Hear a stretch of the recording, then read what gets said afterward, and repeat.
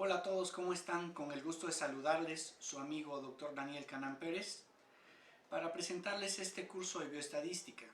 Este curso que fue diseñado para ustedes, médicos residentes, para que puedan ser llevados a través de diferentes bloques que tenemos planeados con diferentes profesores, maestros en investigación, la doctora Itzel Gutiérrez, el doctor Francisco Zamora y el doctor Cuauhtémoc Flores, quienes les ayudarán a escoger, fundamentado en sus variables, la mejor prueba estadística y así puedan ustedes realizar una interpretación adecuada y un análisis de sus datos, para que puedan terminar en tiempo y forma su tesis. Espero disfruten este curso que fue diseñado por ustedes con mucho gusto. Hasta la próxima.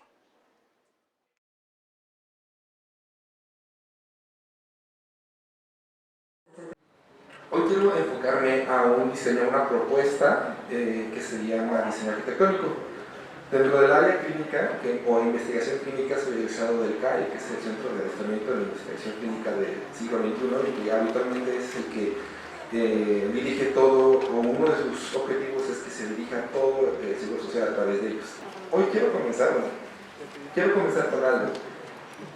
¿Qué es investigación clínica? Nosotros podemos pensar que investigación a veces simplemente lo relacionamos a moléculas, lo podemos relacionar a animales. Dentro de la formación que tengo y de lo que me he dedicado, yo hago medicina relacional o investigación relacional.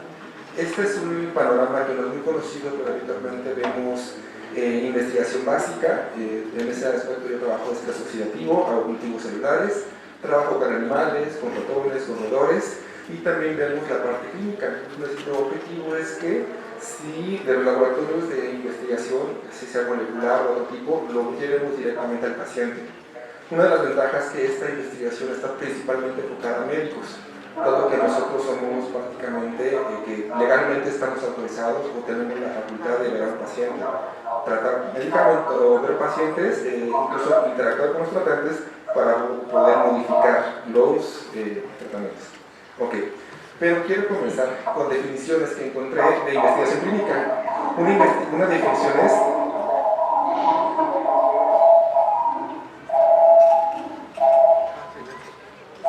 creo que es silenciar.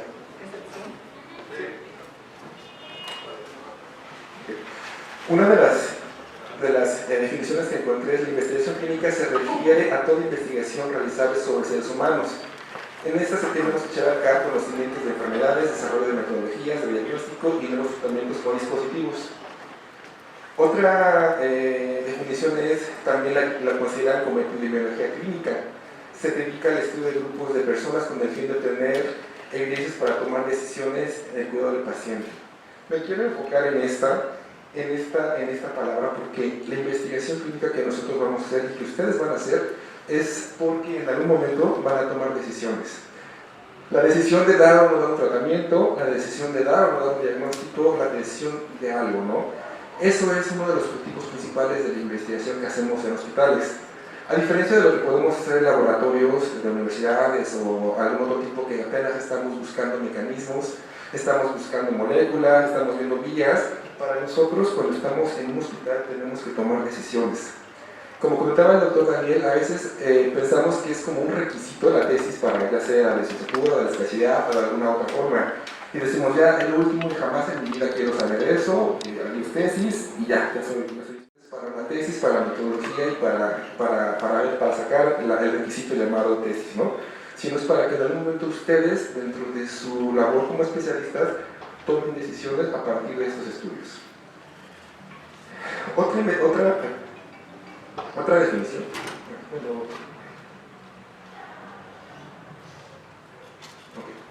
Otra definición de la FDA también, que la investigación clínica se debe enfocar a tratamientos, prevención, diagnóstico, examen de detección, calidad de vida, estudios genéticos y estudios epidemiológicos.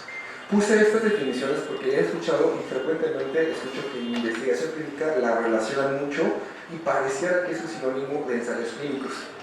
Generalmente cuando dicen hago investigación clínica, y dicen yo hago investigación clínica y dicen no, estoy con tal farmacéutica. Quiero hacer esa diferencia. Una investigación clínica no es igual a un ensayo clínico. Más adelante vamos a ver que ese es un método, pero no es lo mismo. Para eso también quiero...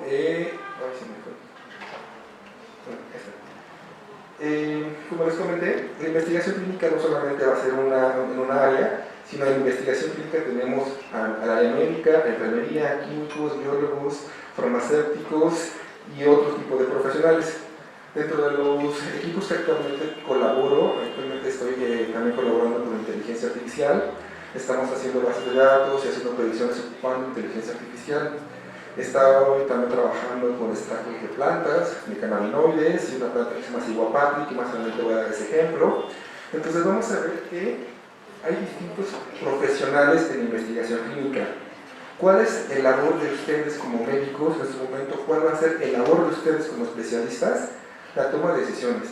Todos los médicos, todo el personal que no sea médico va a trabajar en muchas áreas, va a trabajar buscando nuevas vías, nuevos métodos, pero al final ustedes son quienes van a estar con el paciente y quienes van a decidir si sirve o no sirve. ¿Okay? Para esto quise poner la definición que todos conocemos y para hacer hincapié en esto. La salud es un estado completo de bienestar físico, mental y social, no solamente la ausencia de afecciones o de la enfermedad, perdón, de afecciones o enfermedad. Nuevamente, investigación clínica, vamos a ver si en personas sanas, en personas enfermas, vamos a trabajar un bienestar físico, mental y social.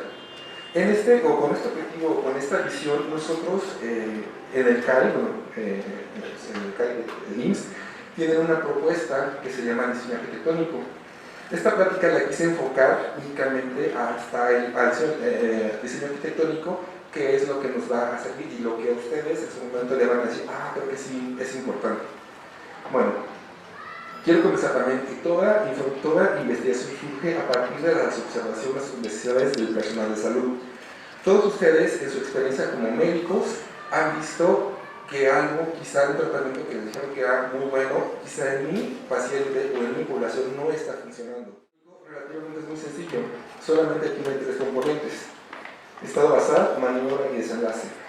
Solamente con estos tres rubros vamos a poder dimensionar, vamos a poder orientarnos hacia qué vamos a hacer y qué no debemos hacer. Siguiente, por favor. Para mí el diseño arquitectónico lo represento como esto, es un panorama. Cuando nosotros entendemos, y quise empezar con esto y voy a toda la clase, toda la plática hoy va a ser con base a esto, porque cuando entendemos el diseño arquitectónico, todo lo demás relativamente va a ser muy fácil. Se van a dar cuenta que no es tan complicado hacer un marco teórico, no es tan complicado pensar qué estadístico vamos a usar. Porque el diseño arquitectónico nos va a dar eso, nos va a dar un panorama muy general y en algún momento muy específico de lo que queremos hacer. Nos va a orientar si verdaderamente es viable, si verdaderamente vamos a seguir con esa idea, o quizá el momento ahorita para ustedes de reorientar nuestro tema. Si ven que es complicado, el diseño arquitectónico se los va a decir, les va a decir, no, ustedes lo van a ver y va a decir, no, mejor no hago esto, no meto esta variable, mejor no trabajo con sus pacientes, porque no me quiero complicar la vida.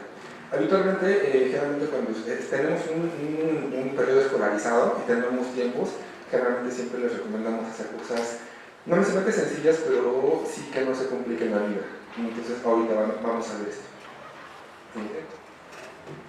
Dentro de los diseños o dentro de la investigación clínica tenemos dos grupos principales: los estudios de causalidad y los estudios de proceso. ¿Han escuchado de estos dos grupos? ¿Sí saben más o menos? ¿Oye? Ok, bueno, voy a hablar acerca de los estudios de causalidad. Relativamente, un estudio de causalidad es causa-efecto. O sea, si yo tengo un virus y lo estoy en contacto con una persona, lo voy a infectar y me va a causar una enfermedad. ¿Ok? Si yo tengo, una glucosa elevada, pues un tratamiento con insulina y el efecto es que va a bajar. O sea, eso, en términos generales, esa es la idea. Y los estudios de proceso son pruebas diagnósticas. Yo quiero saber si la prueba rápida es sensible o no para SARS-CoV-2. Yo quiero saber si el ultrasonido es sensible o no para el diagnóstico de apendicitis, que es uno de los ejemplos que voy a dar. Yo quiero saber si si el hiperleucina 6 me va a ser un predictor o qué tan sensible es para pronosticar algo. Entonces, básicamente todos ustedes solamente van a caer en uno de esos dos. La investigación que se hace en el hospital es esta o esta, no hay otra. Entonces es importante, como decía el doctor Daniel, que desde ahorita puedan ir viendo hacia dónde se van ustedes, porque cada uno tiene sus características. Cuando no lo conocemos o no entendemos estas diferencias, podemos mezclar métodos y es donde nos complicamos, ¿ok? Si en algún momento tienen una duda, me levantan la mano y ya me puedo explicar. Siguiente. Voy a comenzar con los estudios de causalidad, voy a dar un poquito más énfasis porque básicamente el principio es muy semejante. Siguiente, por favor. Ok. En cuanto al estado basal, el estado basal se va a dividir en dos rubros a su vez, que es la demarcación diagnóstica y la estrategia pronóstica. Nosotros, cuando vamos a hacer una investigación, en este caso están planteando su protocolo, deben identificar en qué momento van a incluir a sus pacientes. Si se dan cuenta y si vieron, cuando se dan eso de demarcación diagnóstica, esta parte cuando nosotros usamos la demarcación pronóstica, por la diagnóstica, comenzamos a tener criterios de inclusión-exclusión, que es parte de lo que nos va a funcionar. En esto tenemos que determinar cuál es nuestro universo de trabajo. Vamos a ver cuáles son los criterios diagnósticos de la enfermedad. Dentro de esta plática voy a dar ejemplos de los que yo he trabajado o estoy trabajando, y en este caso voy a hablar de la nefropatía inducida por medio de castro. También tenemos que ver qué criterios de selección vamos a tener que aplicar. Cuando existen más de una definición de la enfermedad, por ejemplo, en nefropatía hay al menos dos definiciones, depende de qué colegio o de dónde lo vengas, tenemos que verlo desde aquí, cuál vamos a querer. Esto también nos va a funcionar porque también hay algo que se llaman sesgos. Los sesgos, recuerden que son los errores que podemos cometer durante una investigación. En este caso, el estado basal nos va, y específicamente la demarcación diagnóstica, nos va a dar un sesgo que se llama ensamble inadecuado. ¿Qué pasaría si yo tengo pacientes que no son susceptibles a la enfermedad? ¿Qué pasaría si yo si quiero, por ejemplo, ver o saber si una placa de tórax, una simple de tórax, me va a funcionar para saber si hay un diagnóstico de cáncer, ¿no? ¿Qué pasaría si yo tengo a alguien que está en una etapa avanzada o final y entonces muy posiblemente va a ser ese diagnóstico? Pero ¿qué pasa si yo lo hago en otro momento? ¿Qué pasa si yo quiero saber si hay un daño renal o que si un medicamento me va a frenar un daño renal en pacientes diabéticos y estoy tomando a pacientes que tienen 4 o 5 años y en otros que tienen 15, 30 años?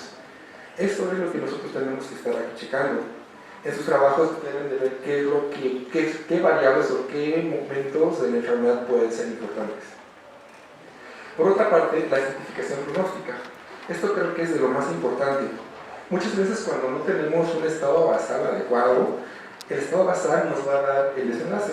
Es decir, simplemente el saber qué edad del paciente, qué tipo de evolución, lo que hablaba. O sea, si tu paciente tiene 2 o 3 años de ser diabético, no lo puedes comparar con otros pacientes que tienen 15 años. Tal vez, no sé, voy a hablar mucho de la imagen porque es donde más me ha relacionado, pero tal vez si tu paciente tiene un cáncer de mama y aparte tiene una glándula grasa o una extremadamente, esa forma de clasificar o de estratificar nos va a dar un resultado. Estos son los errores más frecuentes que podemos observar cuando se presentan los trabajos. Ok, dentro de cada uno de los trabajos que ustedes van a presentar, vamos a poder saber si aplica algún estatus, una clasificación, una morfología. Las comorbilidades son muy importantes. Si tiene uno tiene una terapia previa, si tiene algún estilo de vida o tiene antecedentes familiares que te van a predisponer a desarrollar la enfermedad. A esto le vamos a llamar susceptibilidad pronóstica.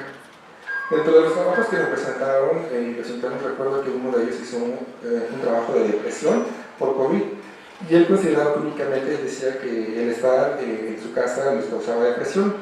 Dentro de estas variables o condiciones yo le preguntaba qué tan importante o si consideró que alguna de sus familiares haya perdido el trabajo o que si algún familiar de ellos había muerto, ¿no? Entonces el hecho de que había muerto o perdido el trabajo, el papá, la mamá, alguien, te puede condicionar, incluso te va a mover todos los resultados.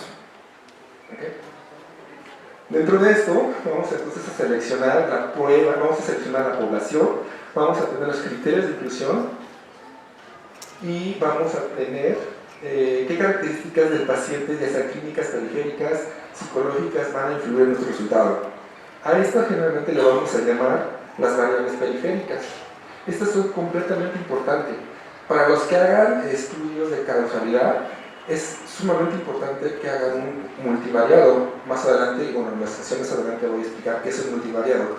A veces cuando ya van a hacer sus resultados o van a comparar, dicen, no, ¿con qué vamos a comparar? ¿O qué vamos a hacer? Cuando tú estás haciendo este tipo, desde este momento tú vas a saber cuáles son las variables o lo que va a influir y que en algún momento tienes que ajustarlo.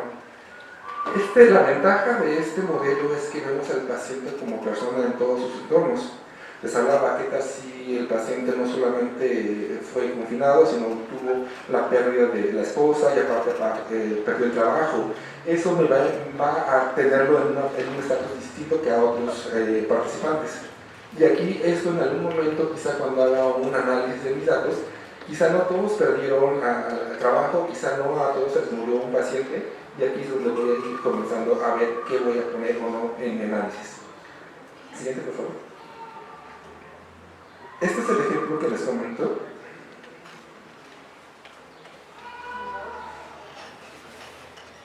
Okay. El trabajo que yo hice en el siglo XXI es alteración del estado óxido de reducción en pacientes diabéticos tipo 2 en estadios clínicos 1, 2 y 3A sometidos a la tomografía que desarrolla daño renal.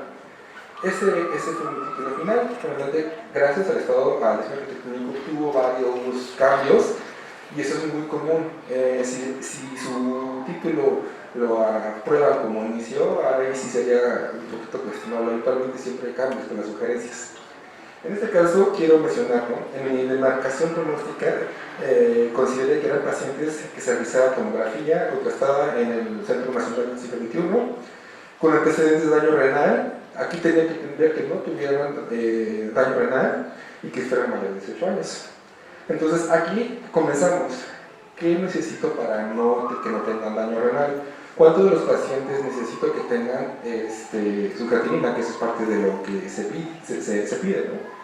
Entonces aquí es como comenzamos a ver cómo se van a seleccionar. En cuanto a la certificación pronóstica, aquí sí fue una sugerencia de 18 a 60 años. Aquí me quiero centrar en esto. Los estadios, cuando presenté mi programa o mi propuesta, me pidieron que especificara qué tan diferente puede ser un estadio 1, 2 y 3A. Podría ocupar todos. Entonces al final del trabajo lo que empecé a estratificar y dividirlos era por estadios. ¿Por qué no puse el 3B? ¿Por qué? Porque en esos ya hay indicaciones que hay que haber una premedicación o hay un tratamiento. Esa premedicación o eso que se pudiera hacer iba a mover posiblemente en resultados. Entonces aquí solamente me permitieron hacer estos tres estadios. ¿Qué tan importante sería si tengo un paciente diabético controlado y yo no estaba controlado? Entonces me hicieron hacer que tuviéramos hemoglobina glicada. ¿Qué tanto el índice de masa corporal pudiese influir en la creatinina? Entonces tuve que poder considerar, y también otras enfermedades que pueden relacionarse a estrés oxidativo. Al final yo iba a medir estrés oxidativo que le adjudicábamos o íbamos a culpar al medio de contraste que lo iba a provocar. Entonces, si se dan cuenta, cuando comenzamos a desarrollar y a entender esto, vamos empezando a ver qué vamos a incluir y cómo vamos a empezar. O sea, el chiste es que todos los pacientes comiencen de lo más homogéneos posibles para que los resultados sean reales. El siguiente apartado se llama la maniobra. La maniobra tenemos que entender aquí qué es lo que se va a hacer o lo que vamos a poner a prueba o lo que se quiere demostrar. Aquí tenemos que ver si solamente vamos a ser observadores o nosotros vamos a asignar la maniobra. Más adelante también voy a explicar eso. ¿Qué es lo que nos interesa? Lo que nos interesa de la maniobra es saber que tenga una aplicación adecuada de la maniobra y una maniobra periférica o iguales que los puedan también influir. Esto de aplicación adecuada de la maniobra es, supongamos que estamos trabajando algún fármaco o algún otro no sé, un probiótico o algo que tenga que ver de ese tipo, tenemos que checar si la dosis es óptima. Tenemos que ver si ya existe, bueno, en este caso, como repito, como clínico, en la mayor parte de lo que hacemos ya existen dosis específicas, que es distinto cuando estamos haciendo investigación básica, que estamos haciendo distintas pruebas para ver cuál es lo óptimo. En este caso, si ya tenemos una dosis óptima, entonces tenemos que checar que sea la misma en todos lados. A veces cuando cambia el turno, cuando estamos en hospitales, hay personal que rota, tanto médicos como enfermería, quizá el médico dijo, hoy quiero que se vamos a calcular a tanto por kilo de peso, y el otro dice, no, yo creo que es más, pero dice, no, hay que bajárselo. Cuando tenemos que revisar, cuando hay variaciones importantes en este tipo de pacientes, lo ideal es que no lo metan, porque entonces no sabemos si el cambio de dosis te puede influir, ya sea para bien o para mal. ¿Okay? Si está un esquema de quimioterapia, si tiene el tratamiento adecuado, tal vez ustedes están aquí en el instituto y por ciertas cuestiones gubernamentales se suspendió la licitación o el medicamento, entonces se suspende. Entonces ya no, quizá esos pacientes tenemos que sacarlos porque ya no nos va a dar un resultado confiable. Así como también si la aplicación es correcta, tal vez comenzamos porque en ese momento había IV, pero después ya fue vía oral, entonces después volvió IV. Esos cambios incluso también pueden ser importantes para ver el resultado. ¿Okay? Y las maniobras periféricas, que es que tal vez si estoy trabajando con desnutrición, en mi caso, lo que yo considero importante era la dosis de medio contraste. Si bien hay reglas y hay parámetros para calcularlo, muchos médicos dicen, no, a mí me conviene esto. Incluso a veces, en el caso de imagen, cuando trabajan con radiólogos, los radiólogos, no, a mí me funciona y se la saco tanto, ¿no? Ahí tenemos que ver que sí sea lo mismo. Si van a ser distintos formas de trabajo, tenemos que considerar si hay o no hay esa posibilidad de contemplar a los pacientes. En mi trabajo, también otra cosa que iba a considerar aquí, qué marcadores se van a medir. Aquí tenemos que tener cuidado algo. ¿Qué vamos a medir y qué es lo que se quiere probar? En este caso, a ver, yo quiero ver daño renal, pero ¿cómo voy a medir el daño renal? Yo lo estaba viendo, todos sabemos que creatinina, pero entonces yo también estaba diciendo, pero dentro de lo que revisé, vi que el daño renal o la creatinina no es un buen marcador de daño renal agudo. Hay referencias, hay trabajos que dicen que hasta el séptimo día puede haber modificaciones. Entonces, ok, vamos para cistatina. Y si medimos cistatina, medimos ENGAL, y entonces ahora tengo ENGAL, cistatina, tengo una tasa de filtrado glomerular, tengo creatinina. Aquí tengo que ver esto, ¿no? ¿Qué se va a medir? Pero entonces, ¿cuál es la maniobra? ¿El medir o el medio de contraste? Aquí quizá cuando empiecen a analizarlo, tienen que checar quién es su maniobra. Dentro de lo que yo les estaba comentando es que el diseño arquitectónico nos va a ayudar a hacer un eje rector. Entonces, siempre que definen su maniobra, siempre va a ser a través de lo que se va a hacer o se va a implementar. Todo lo demás va a ser cómo se mide. Otra cosa muy importante es, que yo encontré un problema, es que si está estandarizada o no está estandarizada tu maniobra. En este caso, el instrumento que va a medir a tu maniobra. Cuando estuve viendo qué eran las cistatinas y había estudios previos para el medio de contraste, no había muchos. La mayor parte de estudios se encontraban en animales, pero no en humanos. Entonces, cuando tienes esa información y no está en humanos, comienzas a ver qué tanto o cómo vas a manejar tu información.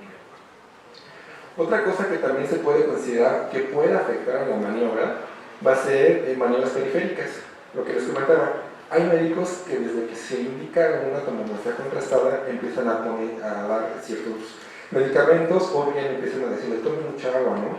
¿Qué tanto la ingesta de agua excesiva nos puede mover los valores de creatinina? Esto también es algo importante porque puede que haya una hemodilución o puede haber otro factor que me esté dando que no se altera la creatinina. Puedo ver si yo estoy asumiendo, estoy diciendo que el estrés oxidativo, el medio de contraste provoca estrés oxidativo, Entonces la gente que está tomando antioxidantes, que ya muchos de los suplementos tienen, quizá eso me puede también influir. Y que tanto la tasa de filtrado glomerular por su peso, por otras situaciones, va a cambiar. Pues este tipo, en la mayoría lo que intentamos es que no haya o que comencemos a ver qué factores en lo que estamos o vamos a medir puede haber alteraciones o puede ser modificada por esto. Y finalmente, el desenlace. El desenlace es qué queremos o qué esperamos.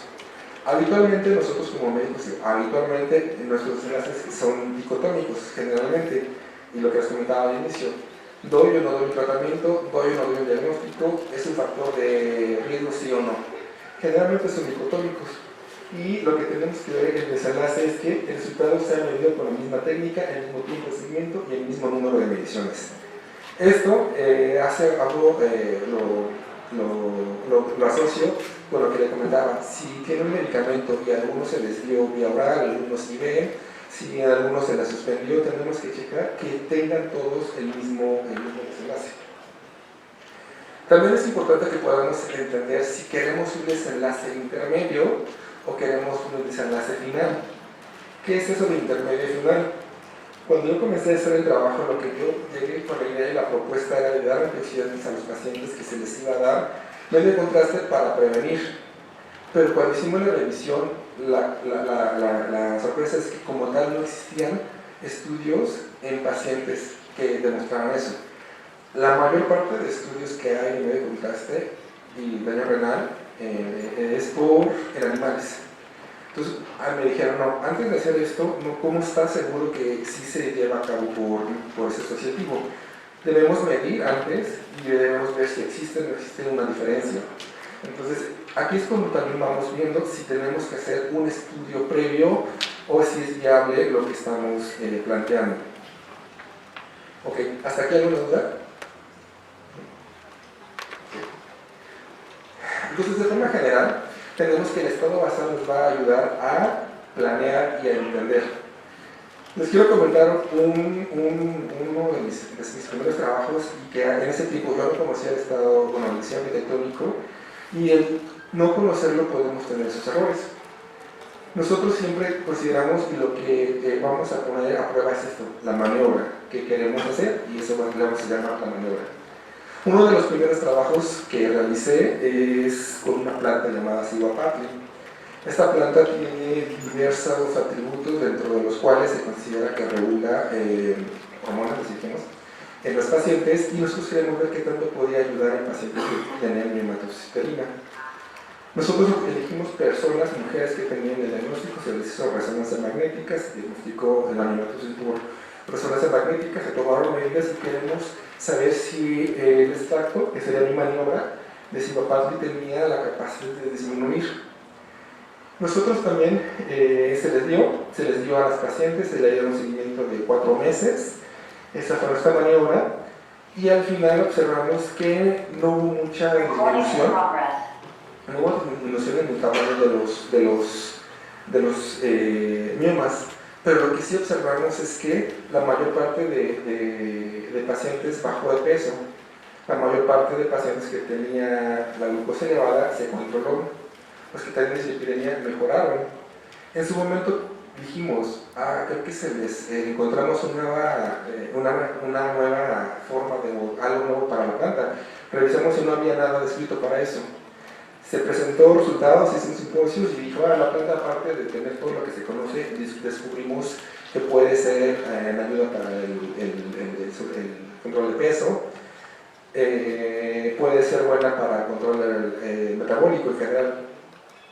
Uno de mis trabajos de mis funciones de trabajo era hacer el vínculo entre los investigadores, que el investigador principal era un veterinario, y el ginecólogo.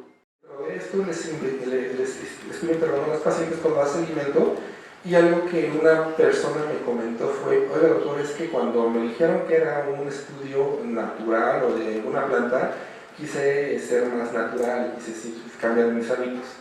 Entonces, doctor, dejé de comer carbohidratos, dejé de tomar refresco, comencé a correr y comencé a hacer un cambio de estilo de vida. Eso a mí me llamó la atención y comencé a preguntarle a las demás pacientes. La sorpresa fue que todas hicieron eso, nunca se lo dijimos.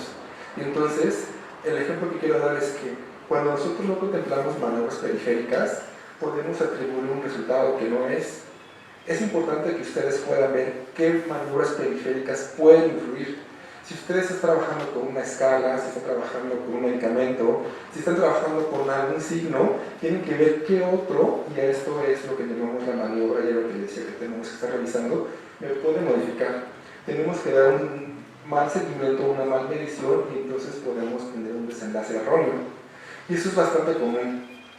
Eso es bastante común, que solamente vemos simplemente una maniobra sin considerar lo periférico, y entonces tenemos errores. Parte de lo que yo les comentaba es que,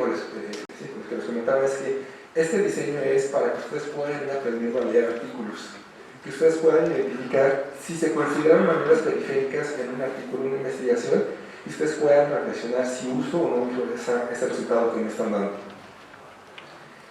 No solamente, bueno, otro de los factores muy importantes que tenemos que ver en la investigación y que el diseño arquitectónico se presta es qué tan ético es nuestra investigación. ¿Verdaderamente está justificada? Al inicio les comentaba, nosotros como médicos tenemos que tener una lógica y tenemos que partir de una necesidad de lo que estamos observando. La ventaja de ustedes como residentes es que ya tienen una experiencia como médicos. Como médicos generales, quizá unos más, otros menos, pero ya saben, ya han visto ese tipo de problemas. A diferencia de los internos, que ellos pues están en formación y quizá no han tenido tanta experiencia. Pero ustedes como médicos, sí ya, bueno, médicos residentes, ya han visto ciertos detalles que les llaman la atención, y entonces la investigación clínica y el planteamiento debe ser a partir de esa necesidad. No es bueno, ni no debe de ser por querer saber. En este caso pongo a este doctor, no sé si lo conozcan, en la Segunda Guerra Mundial. Él hizo muchos experimentos, actualmente, hay una discusión si nombrar o no nombrarlo, pero bueno, a través de esto nos enseñamos que no debemos de partir por querer saber. No debemos de partir de, pues, para que saque la residencia a ver qué hago y comenzar a hacerlo. Es importante que podamos tener unos criterios también éticos, y también el diseño arquitectónico nos va a ayudar para eso. ¿Okay? Tenemos que tener siempre una pregunta de investigación. Cuando tenemos la pregunta de investigación, tenemos que buscar cómo se va a acoplar, cómo lo vamos a desarrollar con un diseño arquitectónico. Este es uno de los, generalmente asesoro tesis, y curiosamente, es extrañamente, pero siempre me llega una imagen por esas escenas. ¿Qué opinan de este estado basal, de esta maniobra y de este desenlace? Bueno, aquí les menciono, estos son los siete requisitos de Manuel Ezequiel. Hay distintas doctrinas, corrientes de ética, dentro de las más importantes que se está promoviendo en el área médica, porque es específicamente para esta investigación, son los 7 requisitos de Manuel Ezequiel, y estos son los 7: que tenga valor, validez científica, selección adecuada del sujeto, proporción favorable de riesgo-beneficio, evaluación independiente, consentimiento informado y respeto a los objetos descritos. Contemplando eso y contemplando un diseño arquitectónico, ¿qué opinan de este trabajo? ¿Cómo lo ven?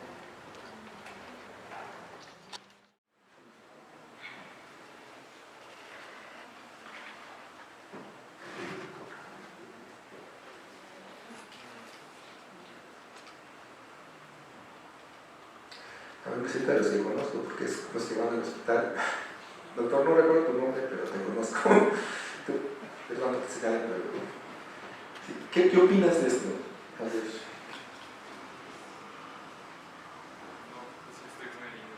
Bueno, ¿qué opinan de este estado basal? Recordemos que el estado basal, regresamos y decimos que el estado basal es en qué momento vamos a seleccionar a nuestros pacientes. ¿Okay? ¿Qué características o qué criterios de la enfermedad vamos a considerar para meter a una investigación? Vamos a saber si hay o no hay otras enfermedades, o hay algo que ya tenga una susceptibilidad a tener un daño renal. Bueno, imagínense si yo seleccionara a alguien que ya tiene 2, 3, 4 eventos de daño renal agudo hace 2, 3, 4 años y lo meto a mi estudio, muy seguramente se va a tener un daño renal, pero entonces quizá no sea por una maniobra, sino es porque ya tiene un antecedente. ¿Ok? Entonces vamos a ver, Niños de 12 años derivados de la unidad de gastroenterología pediátrica con antecedentes de desarrollo. Aquí la clave es esto: desarrollo anormal, con pérdida de habilidades adquiridas, incluyendo lenguaje, conjunto a diarrea y dolor abdominal. Este es un estado basal.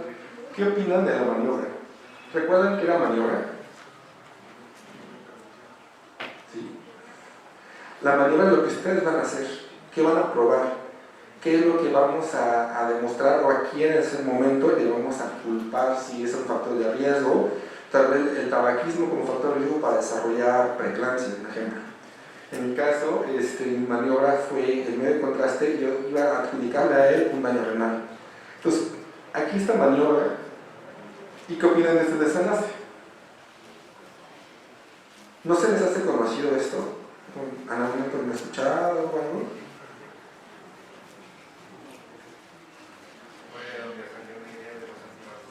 ¿Cómo? Exacto. ¿Por qué tenemos que entender esto? Y lo que yo les comentaba. El entender el estado basal en el desenlace nos va a ayudar a saber y aprender a leer. Esta es la publicación que dijo y asoció la vacuna con el autismo. Si ustedes ven el estado basal que tuvieron, aquí esa es la clave. Son niños que tenían pérdida de habilidades aquí, de lenguaje y otras cosas. O sea, su utilidad pronóstica ya estaba. Fueron solo 12 niños. Más adelante vamos a ver tamaño de muestra y vamos a ver qué tan importante fue solamente 12 niños. ¿Ok? Yo les hablaba, tenemos que checar cuál es la maniobra. No sé, los de CI de gastro o alguien que se enfoque más en eso, vean todo lo que se le hizo. Se le hizo una biopsia, resonancia magnética, el electrocardiograma, punción lumbar. Siempre que fue posible, eso es importante. Tenemos que ver que todos tengan las mismas mediciones. Tenemos que ver que todo lo que se va a medir sea relacionado a la maniobra. Y finalmente concluyen, pese a lo que pudiéramos esperar de una resonancia magnética o de una biopsia, finalmente ellos dijeron, se asocia a la vacunación. Entonces, esto es lo que también quiero que chequen. O sea, no solamente es la tesis, no solamente es hacer pues un protocolo porque me lo están pidiendo, porque a pesar de que ya hay en sus materias de estadística y metodología, sino porque gracias a muchos médicos que se dieron cuenta de los errores, hicieron peticiones, obligaron a la revista a retractarse. Actualmente, si ustedes buscan este artículo, así está. Le costó mucho, pero a la presión de médicos que hicieron observaciones que estaban mal, la investigación, la revista Lancet no tuvo otra que retractarse. Sin embargo, dicen, el daño está hecho. Sabemos que ya eso resurgió el movimiento antivacunas, y podemos ver noticias como esto. Hay brotes porque la gente no se quiere vacunar. Hay brotes porque la gente creyó en una investigación mal hecha, mal diseñada, que no entendía cómo estaba establecida. Entonces, aquí lo que yo quiero que chequen que también la importancia de entender esto básico de la metodología es que en algún momento ustedes pueden hacer lo mismo. Al inicio les comentaba, los que estamos o hacemos investigación básica, podemos hacer muchas cosas, pero al final ustedes que están en consulta, ustedes que van a ver abiertamente al paciente, pueden hacer estas observaciones para pedir que no es válida esta investigación o que se retracte. ¿Okay? Entonces, eso es la importancia, ¿no? Lo más allá de un simple protocolo es que ustedes como médicos, a mí se les dije, tomen la decisión. Doy o no doy tratamiento, hago o no cierto procedimiento. En este caso, ustedes como médicos, pues oiga doctor, escuché noticia, no sé, no recuerdo el nombre ahorita, pero es un estudio de la Ciudad de México que hizo de COVID, que al final también se retractaron. Estaba mal diseñado, tenía muchos sesgos. Los médicos, a ciertos investigadores, lo hicieron y tuvo que retractarse, se pidió disculpas al investigador. Ellos no conocían de metodología, ¿okay? Al menos no con estado basal, que es lo que vamos a aplicar en la clínica. ¿Okay? También parte de los estudios de causalidad tenemos que entender algo que se llaman criterios de Radcliffe. Estos criterios son 9, pero de los que yo quiero enfocar es congruencia entre distintos observadores. Depende de sus asesores, depende de su comité de investigación, depende de qué tanta experiencia o qué tanta visión tenga, le van a permitir o no hacer estudios que muchos dicen que son refritos. Para que ustedes puedan demostrar causalidad, tenemos que tener congruencia entre distintos observadores. Si ustedes ven resultados que el tal estudio dice una cosa y otro estudio no dice eso y otro estudio tampoco dice eso, entonces no existe causalidad. Es importante que ustedes vean cuando lean un artículo, cuando hagan un trabajo, y no sea cierto, se va a dar, entre otros casos, se va a dar porque otros grupos de investigadores, otros médicos en otros hospitales, considerando su estado basal, van a tener resultados similares. Dentro de lo que yo hice la revisión del tema de nefropatía, uno de los principales, el estudio Cerro, habla de que se daba N-acetilcisteína como un nefroprotector. Sin embargo, a la hora de estar revisando, muchos investigadores hicieron lo mismo y nadie coincidió. Entonces, el papel de la N-acetilcisteína es muy cuestionable, pese a que se da y está muy difundido. No existe evidencia científica que demuestre por qué no existe una causalidad, porque no hay dentro de esto que se repliquen los resultados por otros investigadores. Esto nos va a servir que cuando ustedes lean, es muy común también que digan, no, yo lo veía ayer en un artículo. Sí que lo lean, pero que entienden y que sobre todo busquen otros estudios para que vean si pueden o no pueden tomarlo. ¿Ok? ¿Hasta aquí alguna duda? ¿De ustedes alguien, quién va a hacer estudios de causalidad? Nadie. Entonces todos son de pronóstico. Recuerden, solamente hay dos, causalidad o pronóstico, no hay otra. Entonces yo creo que más de uno de ustedes sí va a hacer algo de causalidad. Es importante que consideren esto, ¿no? Okay. Bueno, en este caso les quiero hacer mención de algunos trabajos que ahorita estoy haciendo y cómo también nos pudieron ayudar. Este es un paciente que tengo en el HU y él al inicio quería ver qué tanto el ultrasonido te podía prevenir, más que prevenir, diagnosticar o prognosticar en la retina. Entonces al inicio queríamos hacer solamente medir y ver qué hallazgos tenía, pero teníamos que tener un grupo control o ver quién nos iba a funcionar y si verdaderamente podíamos culpar a la diabetes si era quien le provocaba esa alteración. Entonces al hacer el diseño arquitectónico vimos que teníamos que estar trabajando con un oftalmólogo, fuimos a hablar con el oftalmólogo y entonces él fue el que nos empezó a derivar pacientes que tenían el mismo tiempo de ser diabéticos pero con insulinopatía. Entonces ahora sí tenemos dos grupos y podemos ver que está a la par. Entonces ese estado basal va a estar equilibrado. ¿Okay? Otro estudio es la Asociación de Consumo de Rocoa sobre marcadores de estrés oxidativo y hemoglobina glicada en pacientes descontrolados. Como les comentaba, yo también hago investigación básica y dentro de la investigación básica que hemos visto es que la insulina se oxida. La oxidación se oxida, la insulina se oxida y cuando se oxida cambia su estructura y pierde su actividad biológica. Lo que nosotros queremos demostrar es que en pacientes que están con tratamiento vía oral y que no responden a ese tratamiento, les vamos a dar antioxidantes. Vamos a medir algo que se llama polímero de insulina, que es la insulina modificada, y lo que nosotros esperamos es que al aplicar este tipo de antioxidantes se revierta eso y los pacientes se van a controlar. Pero dentro de lo que pensamos y que lo que vimos es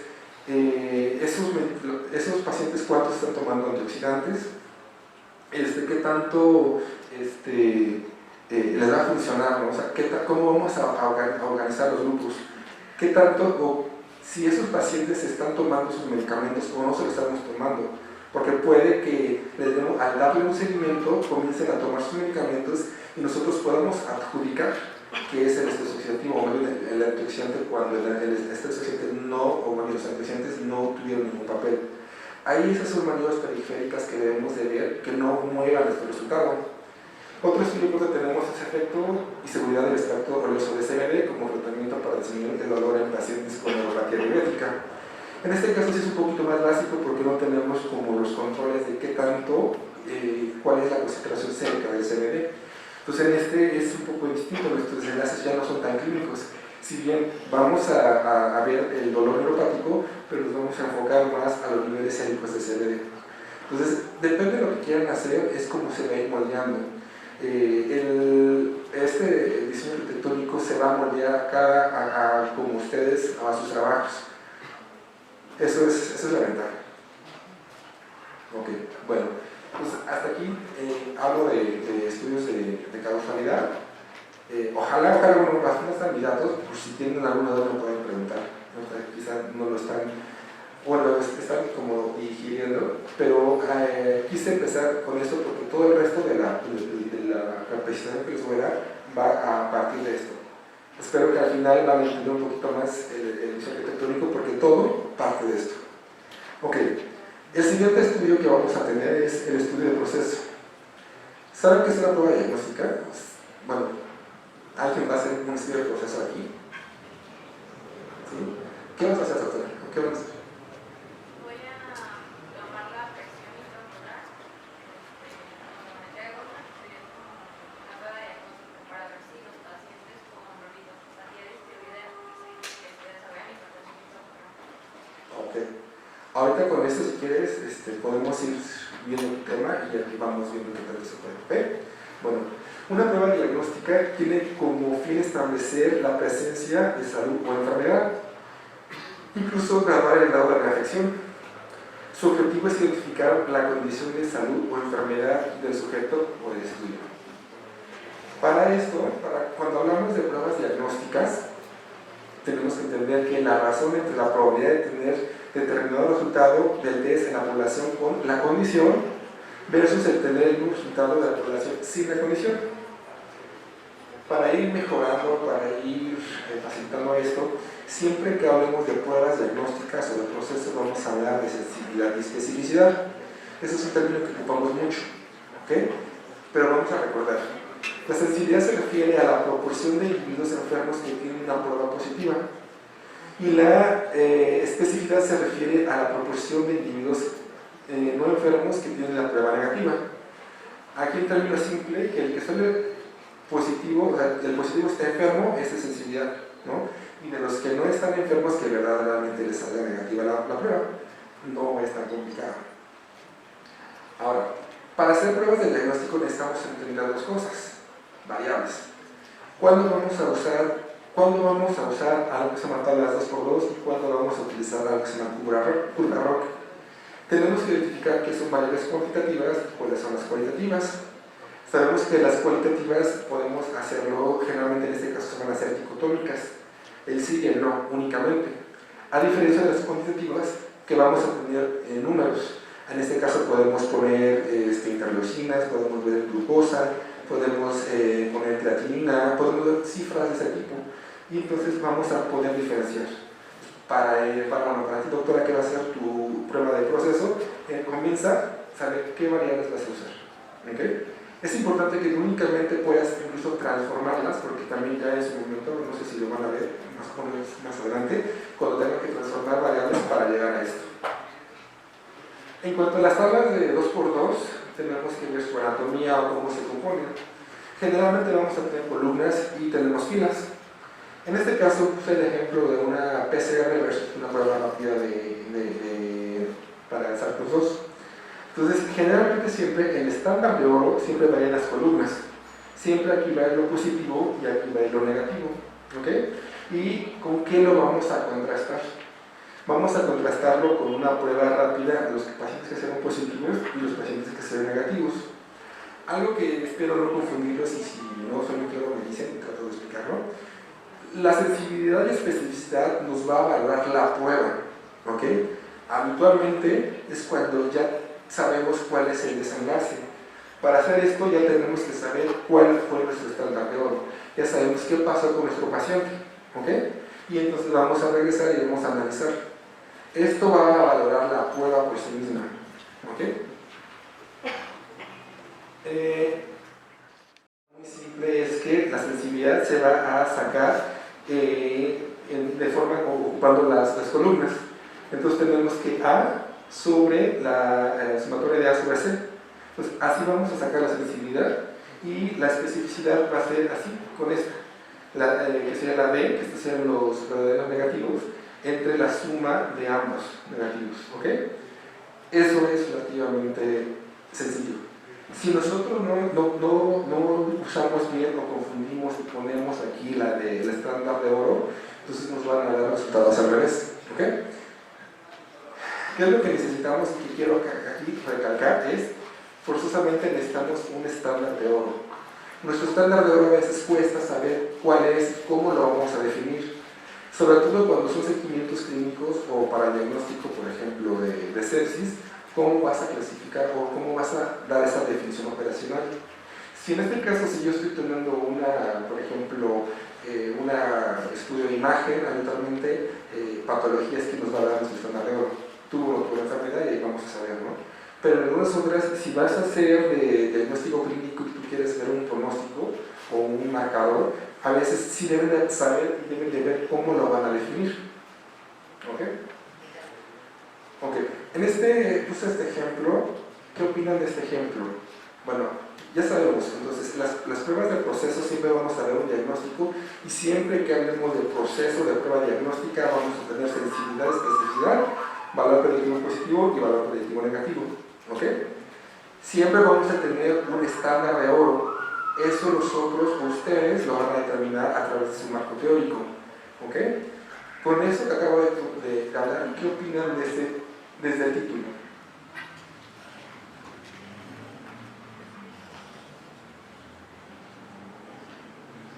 Sabemos que tenemos dos parámetros. Uno es procalcitonina y la tinción de grano de Buch. ¿Ok? Entonces, si con lo que les acabo de explicar, pensamos que uno debe ser el estándar de oro y el otro va a ser el contraste, ¿no? Ok, ¿qué opinan de los resultados? ¿Sí? El objetivo sería el estándar de oro y no está comparando la procalcitonina y la tinción de grano con el positivo. Ajá. Entonces, bueno, el estudio sí no, pues estaría mal propuesto, mal hecho el estudio, porque no. Exacto, está mal. ¿Por qué? Porque si nosotros a veces, bueno, de una experiencia antes de que entrara esto, yo solo leía conclusiones y cosas por el estilo. Entonces, necesitamos que ustedes vayan viendo, que entiendan que es un estándar de oro, entiendan que es una tabla 2x2. Sabemos entonces, si es una tabla de 2x2, si estamos hablando de procalcitonina, si estamos hablando de proteína C reactiva y lo vamos a hacer cuantitativa, entonces necesitamos ver curvas ROC. Si no, entonces tiene que haber un punto de corte para hacerlo dicotómico y ahora sí va a ser una tabla 2x2. Si se dan cuenta, ellos hicieron distintas combinaciones, pero el título nos dice otra cosa. Y aquí tampoco nos menciona cuál es el estándar de oro o cuál fue la de preferencia. Esto, regreso, tenemos que entender metodología para cuando nosotros leamos este tipo de artículos podamos decir que no son confiables. Entonces no creer en lo que nos están diciendo, porque si no podemos creer en todo y podemos formarnos mal. Y peor aún, nosotros podemos aplicar o pedir estudios a los pacientes que no tienen ninguna utilidad. Recuerden, nosotros, ustedes como médicos, como especialistas, al final son los que van a decidir si toman o no toman si la toman decisión con base a posiblemente estudios de esto. Y si no logran identificarlos, pues van a tener errores. ¿Ok? Entonces sí se dan cuenta que tienen distintas sensibilidades. Siempre que vean una sensibilidad al 100%, siempre que vean esto, váyanse a estado basal.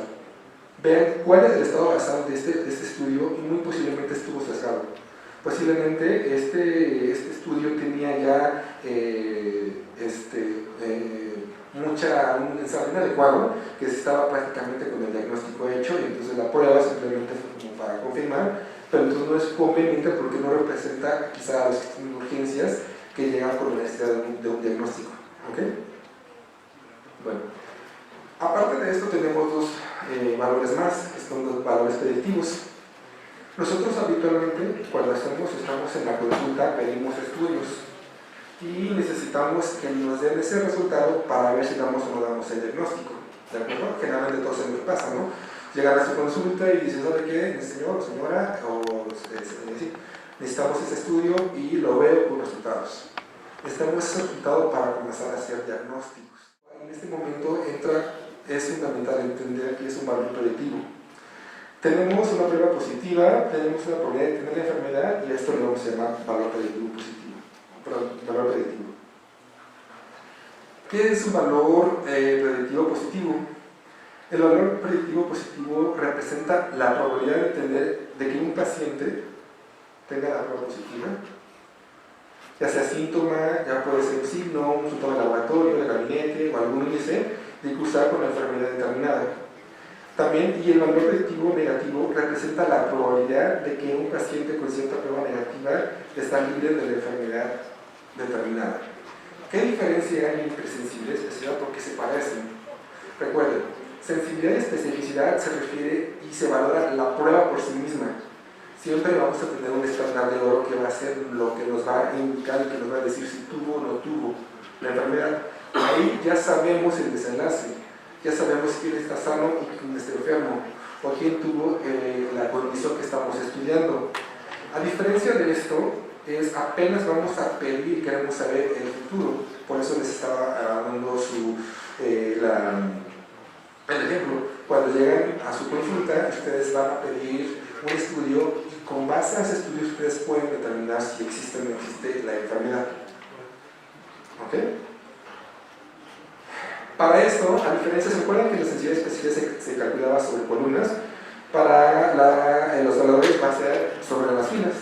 Vamos a tener que A, que son los verdaderos positivos, sobre los falsos positivos.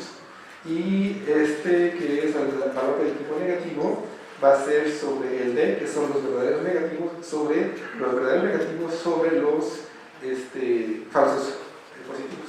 ¿Ok? Entonces, quiero recalcar. Cuando nosotros pedimos un estudio, tenemos que visualizar y entender la historia natural de la enfermedad.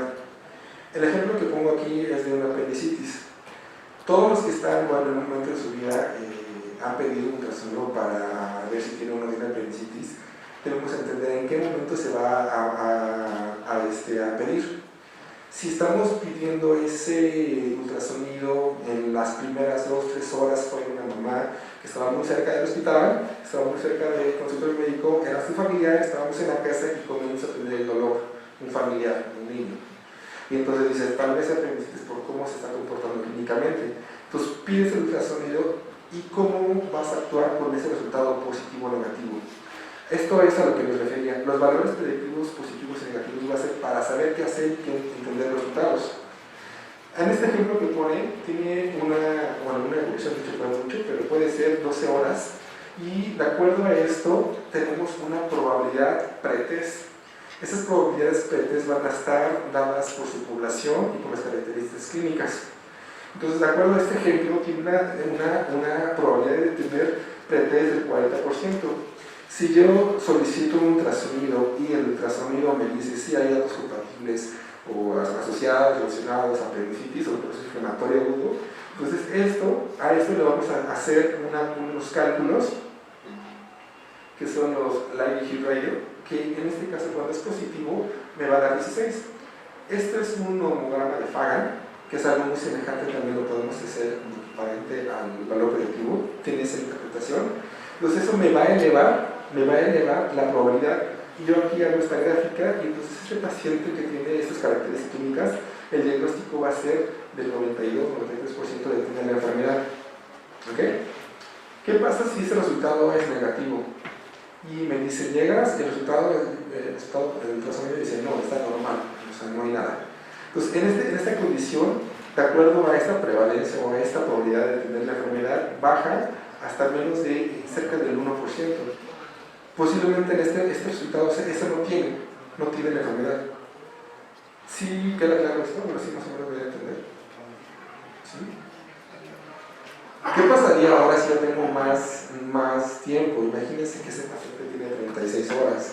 Habitualmente sabemos que en ese momento ya está perforada, ya debe un plastrón, ya debe de haber la clínica completamente expresada, no tomó ningún analgésico, nada, y entonces clínicamente ya tenemos un diagnóstico, ¿no?, de apendicitis. Pero ahora yo digo, quiero estar seguro, y entonces solicito un ultrasonido. Entonces, en este caso, de acuerdo a las condiciones, al tiempo de evolución, de acuerdo a la historia natural de la enfermedad, simplemente al inicio, por toda la sintomatología, puedo que mi prevalencia, mi probabilidad de tener la enfermedad ya es del 90%. Al hacer el cálculo de los Live, esto me va a elevar al 99%. O sea, es un diagnóstico completamente fijo. ¿Qué pasa si mi resultado llega y es negativo? Si el resultado del ultrasonido fuera negativo, esto baja al 20%. ¿Qué quiere decir este 20%? ¿Cómo lo puedo interpretar? Quiere decir que hay un 80% de posibilidades que sí tenga la enfermedad. ¿Ok? Y esto lo puedo relacionar mucho con las pruebas rápidas de COVID. En pleno auge de alguna oleada de COVID, si tienen ustedes una prueba, ya sea PCR o principalmente prueba rápida negativa, eso puede bajar al 1%. Esto quiere decir que a pesar de ser negativo, tengo un 99% de probabilidades de que sí es positivo a ese paciente. ¿Ok? Entonces aquí, bueno, la doctora que está haciendo, ¿qué va a hacer? Tienes que checar cuál es tu prevalencia. Generalmente las prevalencias y los valores predictivos positivos y negativos se van a cambiar y se van a modificar conforme a su población. Es importante, si no tenemos estadística de prevalencia de nuestra población, no va a funcionar. O sea, esos resultados no van a representar a nuestra población. Necesitamos ver nuestra población para que podamos ver cómo se va a modificar y cómo vamos a expresarlo. ¿Ok? ¿Algunas dudas aquí? Bueno, ¿cómo funciona el diseño arquitectónico? ¿Cómo funciona el diseño arquitectónico en este tipo de estudios? A diferencia de los de causalidad que les llamamos estado basal, nosotros le vamos a poner datos de entrada. En este caso tenemos que ver en dónde vamos a hacer el estudio. ¿Qué pasaría si yo quiero determinar, qué pasaría si yo quiero hacer un estudio en siglo XXI, en hospitales especiales, donde los pacientes que llegan son ya muy filtrados, son muy seleccionados? Tuvieron que pasar por un primer nivel, un segundo nivel, y los que llegan, primero que nada, por el tipo de evolución y por el tipo de patología, son muy seleccionados en cuanto a las patologías. Si yo quiero hacer una prueba diagnóstica para determinar cáncer de próstata en siglo XXI, el desenlace y el avance de la enfermedad me va a ser muy fácil determinarlo. Pero ¿qué pasa si yo me voy a un primer nivel y a las personas de primer nivel empiezo a hacer ese tipo de prueba? Tal vez va a ser muy bajo. ¿Ok? Entonces, ¿qué necesitamos saber cuando lean una estudio de pronóstico?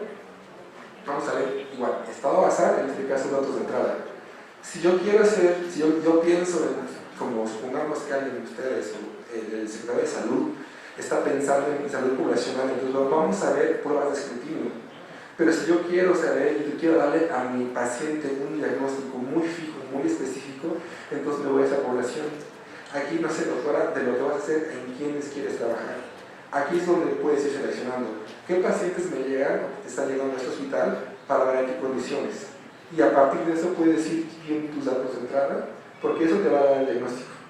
¿Okay? Debes ver si hay estudios como el tuyo en otro reportado ya, para ver, recuerda, hay aquí también, pese a que no es de causalidad, sí se aplican los criterios de Bradford-Hill y que hay que ver que se replican o no se replican los resultados. El que tu resultado no sea ya publicado no quiere decir que no funcione. Posiblemente tú tengas la razón si haces todo bien metodológicamente. El ejemplo que les digo de la N-acetilcisteína con daño renal, el primero salió, pero los que se han replicado literal con la misma metodología no han funcionado. Entonces también eso tienen que checarlo, que sus resultados, sean buenos o malos, se deben de publicar y se deben de contemplar. ¿Ok? Entonces, ¿hasta aquí alguna duda con esto? Entonces tenemos estudios de causalidad, vamos a ver causa-efecto. ¿Ok? Tenemos que ver estado basal y tenemos que ver manos periféricas. Aquí también tenemos que ver algunas de estas. Bueno, entonces aquí vamos a ver datos de entrada. ¿Cuál es el estándar? Habitualmente, muchas de las enfermedades, sobre todo en imagen, son patología. Pero cuando no es patología, deben de ver qué criterios clínicos van a ocupar, qué van a hacer para considerar su estándar de error. Y sensibilidad.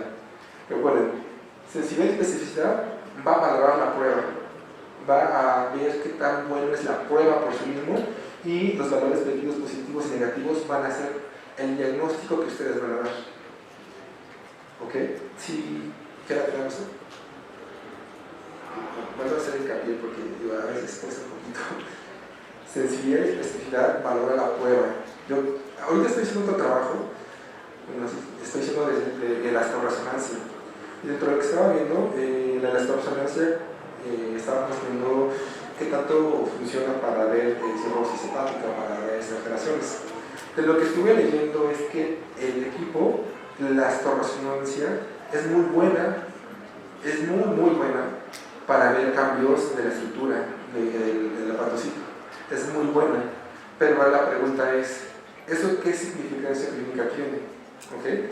Por ejemplo, un marcador un poco específico de inflamación, o sea, que se te eleve y se te baje, qué tan bueno o qué tanto lo vas a reproducir.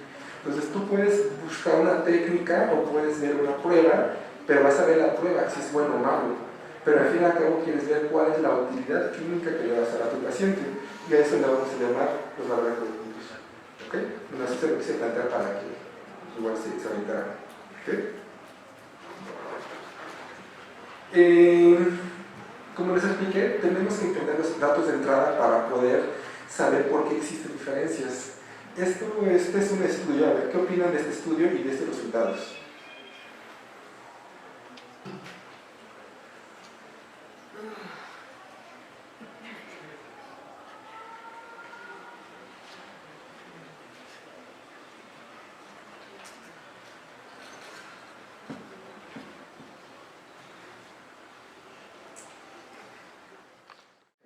Siempre que me dan artículos empiezo a preguntarme esto, explícame esto.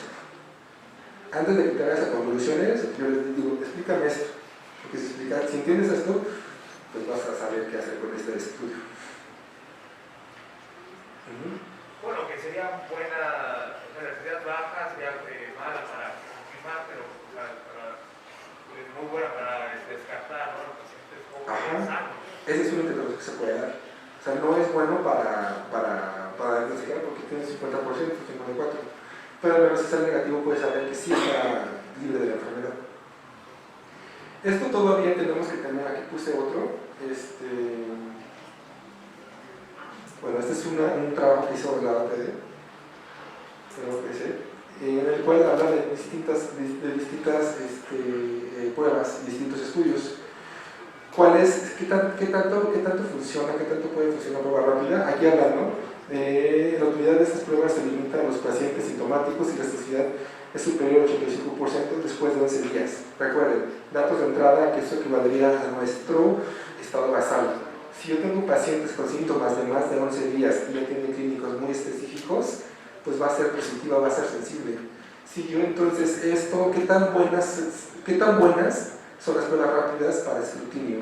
Imagínense, vamos, no sé, aquí afuera y empezamos a hacer pruebas rápidas a todos los pacientes para ver si no entran. A mí, bueno, cuando considero esto, a veces me da como risa, pero sí, es así. Cuando no estás en el momento de la pandemia, pedían pruebas rápidas para entrar a fiestas, ¿no? Luego en un momento, como si no, es que vamos a hablar de una familia, pero todos hacemos pruebas rápidas. Si entendemos esto, se dan cuenta que eso no sirve. O sea, ¿qué utilidad sería tener una prueba rápida cuando estés con la enfermedad? Muy seguramente no va a ser ni sensible ni específico, o no te va a dar eso. ¿Okay? Entonces, eso es lo que quiero reflejar con esto. Deben de ver en qué pacientes se va a hacer ese trabajo. Y cuando lean en qué pacientes se hizo para ver si vale la pena o no hacer un estudio. ¿Ok?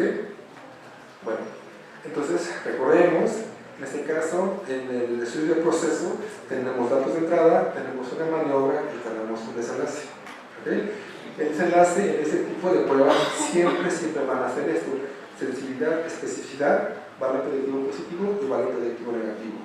Si en el caso de la doctora que va a hacer un empleo de proceso, solamente va a hacer eso. No se va a meter con chi cuadrada, no se va a meter con T de estudio, no se va a meter con Fisher, no se va a meter con normalidad, simplemente va a trabajar con esto. Que en mi opinión y mi sugerencia es mejor que hagan esto. O sea, no se metan en causalidad. Siento que para la especialidad, dado que como que no es la prioridad cuando tienen guardias, tienen que estudiar, o sea, no se compliquen. Si están al tiempo, busquen algo de esto. Es mucho más sencillo. No digo que es fácil, pero es más sencillo que a veces un estudio de causalidad.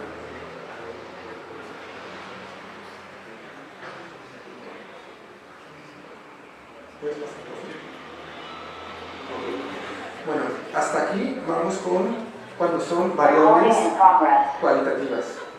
¿Ok? Cuando son variables cualitativas, recuerden, son dicotómicas, sí, no, positivo, negativo, enfermo, sano. ¿Ok? ¿Qué pasa cuando tenemos variables cuantitativas? Recuerden, variables cuantitativas va a ser creatinina, va a ser urea, va a ser colesterol, van a ser este tipo de enfermedades. Cuando vamos a trabajar con este tipo de estudios, tenemos que hacer algo que se llama curva ROC. Una curva ROC tenemos que tener valores de procalcitonina, por ejemplo, y si yo quiero saber qué tan sensible y específico es el valor de procalcitonina para sepsis, tengo que definir qué es sepsis. Ya le voy a llamar mi estándar de oro.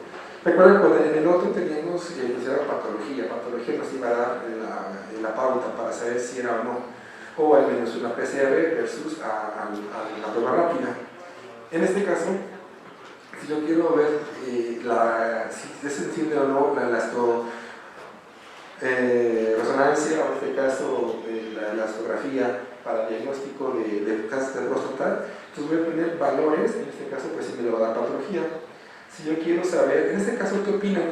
¿Cuál sería mi estándar de oro? Si yo quiero ver qué tan sensible es la intervención a 6 para predecir una mortalidad o para ver la mortalidad. ¿Cuál sería? El que se murió, ¿no? Se murió, esa era simplemente. Pero ¿qué tal si en vez de mortalidad le quiero poner que se va a intubar? O ¿qué tal si yo digo que después de, si va bajando a cierto límite, ya debo de extubar? ¿O qué tal si yo digo que a partir de cierto punto de corte ya debo de cambiar el tratamiento o cambiar una dosis? Para esto sirven estos estudios. Cuando tenemos estos números, así de 28, 48, 52, 50 y tanto, tenemos que hacer una estadística. Yo ocupo mucho SPSS, no sé si ustedes están ocupando. Creo que SPSS y R son los mejores programas para hacer nuestros estudios.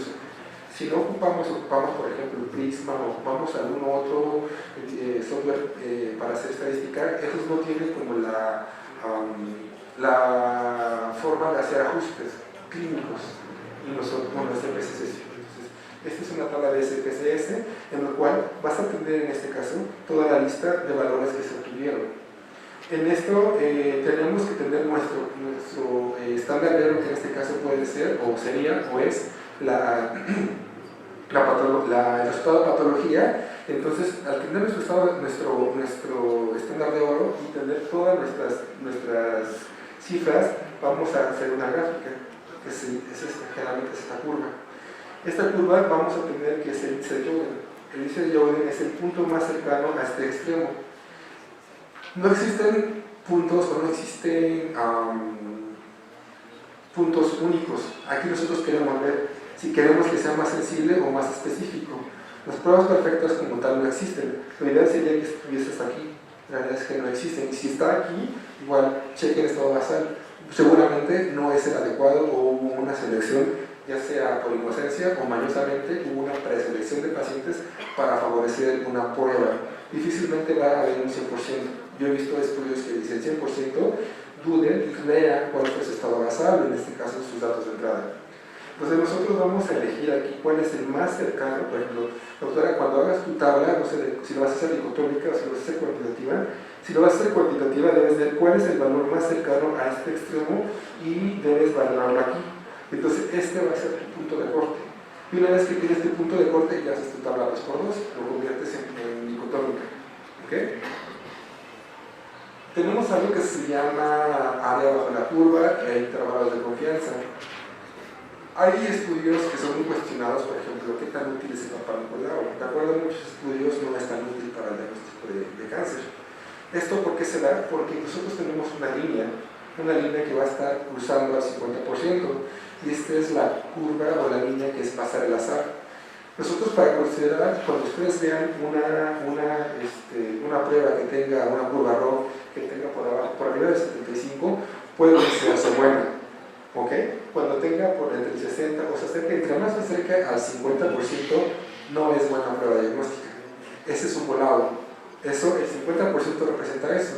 Es echar un volado y decir si vieron o tienen la enfermedad. Cuando ustedes vean este tipo de gráficas, aparte de ver el punto de corte, deben de ver cuáles son los intervalos de confianza, qué tanto se pueden mover. Y si alguno de los intervalos, el inferior, toca el 50%, o entre más se acerque o lo pasa, entonces no es una prueba buena. En su momento también vamos a ver tamaño de muestra. Porque es importante calcular muchos de los errores que aquí se presentan, pueden ver, los intervalos de confianza muy amplios, es por un mal cálculo del tamaño de muestra. ¿Okay? De forma general, o de forma como un poquito más gráfica, esto es lo que intentamos.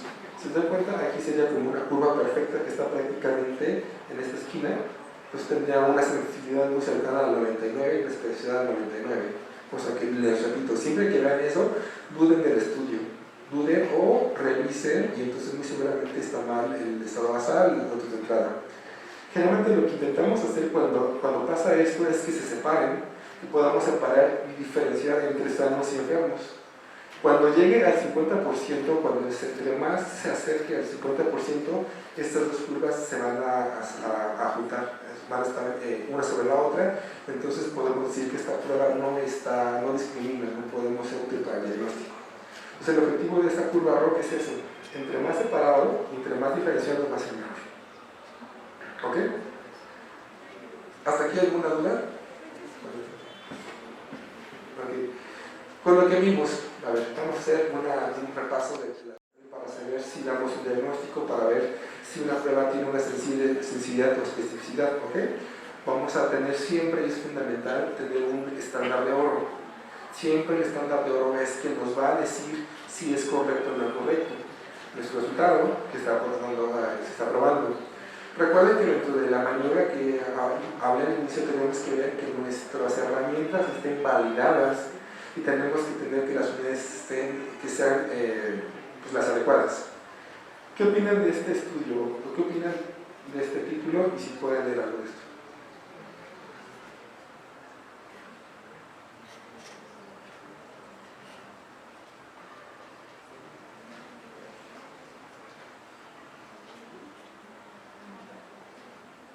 Esto lo estaba leyendo, estaba buscando, luego me pongo a leer artículos y se me hizo muy interesante, creo que es muy bueno para ejemplos.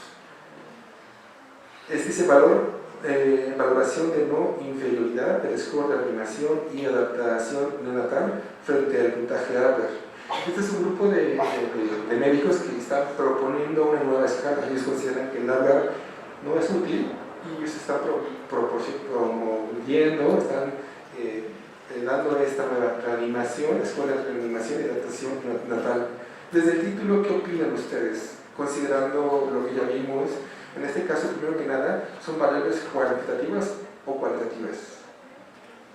Hablamos cualitativas, ok. ¿Y qué piensan en esto? ¿Cuál de los dos creen que sea el estándar de oro? Ok, bueno, hasta ahí vamos.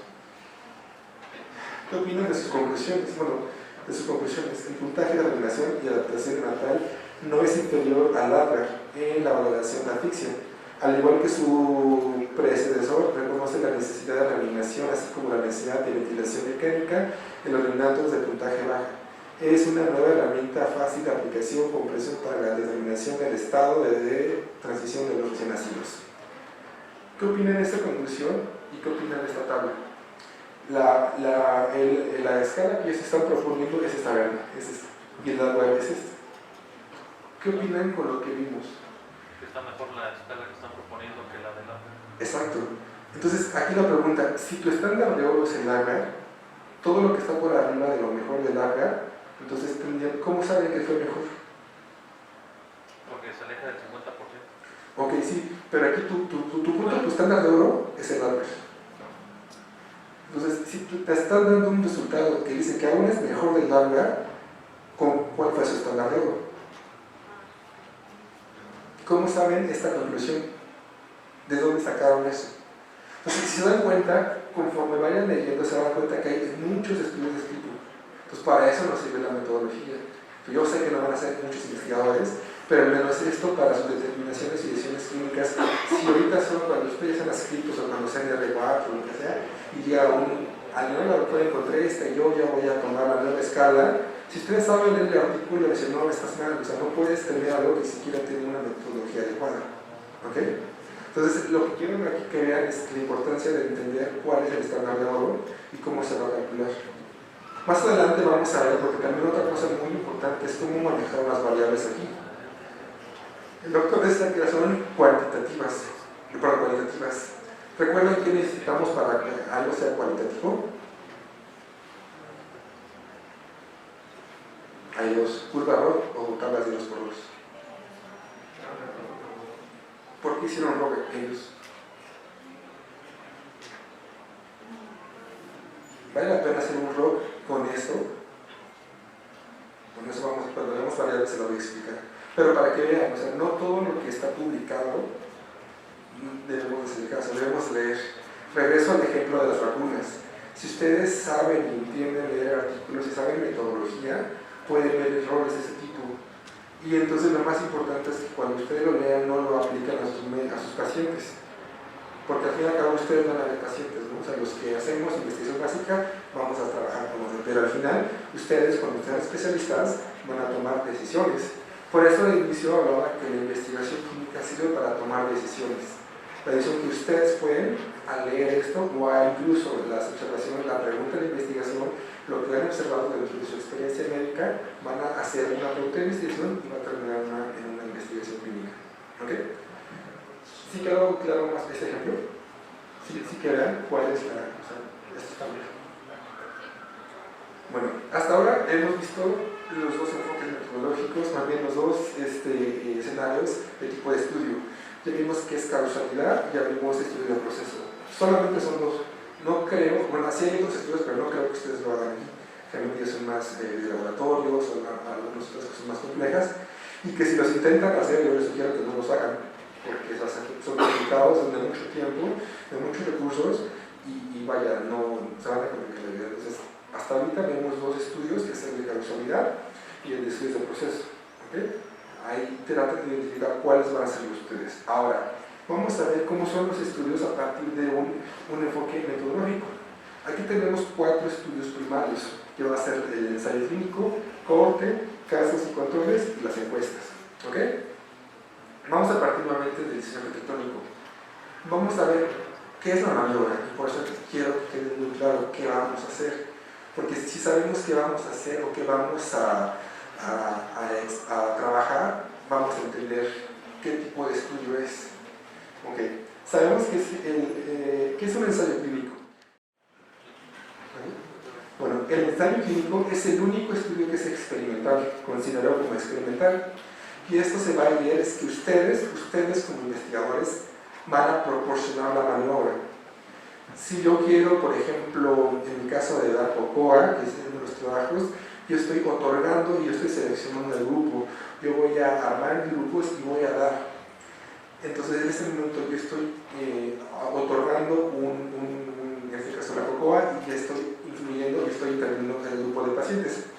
Si yo voy a dar un fármaco, si estoy probando la dosis, una combinación de fármacos, y voy a seleccionar a los pacientes, los voy a poner, los voy a agrupar y voy a dar, y voy a decir quién es placebo quizá, o quién es el medicamento, o qué combinaciones tengo. Ese es un experimental. O sea, yo como investigador, yo como médico, le estoy otorgando la maniobra.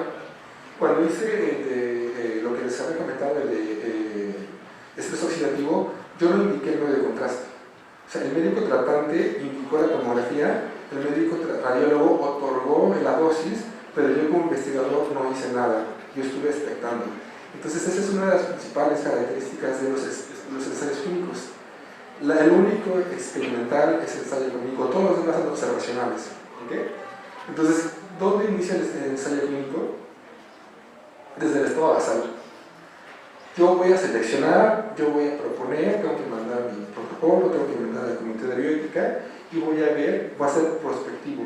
Del estado basal, de cuando no tienen el desenlace, por ejemplo, yo quiero saber si la combinación, es un ejemplo, ¿no?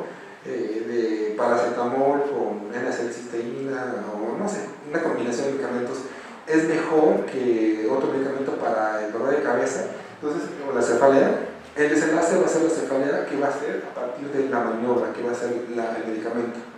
Entonces yo parto de que el paciente debe tener una cefalea y se le va a otorgar una maniobra, y quiero ver si se le quita o no se le quita. ¿Ok? Este va a ser un estudio prospectivo y este es un ensayo clínico. ¿Ok? El siguiente, ¿qué es una corte?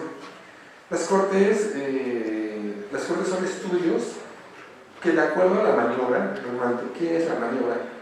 lo que se va a medir, lo que se va a trabajar. En este caso, la corte es un estudio observacional. Yo no voy a dar la maniobra, pero eso, por ejemplo, del medio de contraste, yo no indiqué la tomografía, yo no calculé la dosis del medio de contraste, simplemente estuve midiendo. ¿Y qué medía? Marcadores de daño renal. Una característica de estos estudios es que vas a medir en más de una ocasión tu maniobra o cómo vas a evaluar tu maniobra.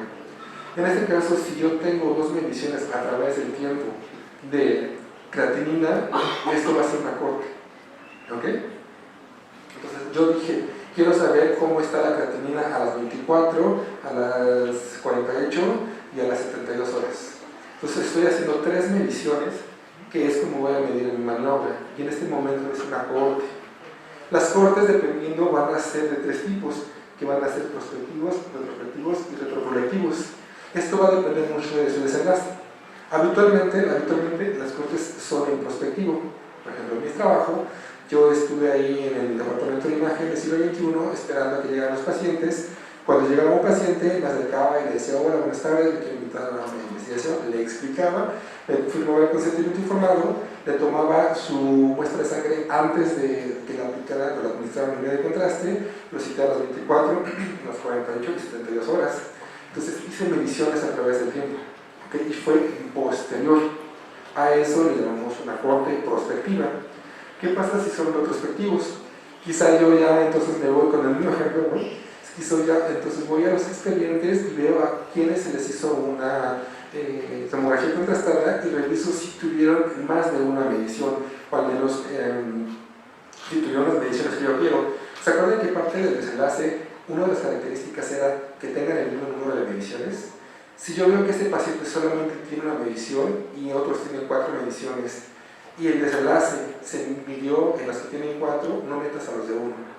¿Okay? Entonces aquí también para eso nos va a servir el diseño arquitectónico, ver si todas tienen las mismas características, porque entonces si nada más tienes solo una medición, no es representativo. Entonces esto generalmente cuando el retrospectivo es parte del desenlace, pero ves mediciones. ¿Okay?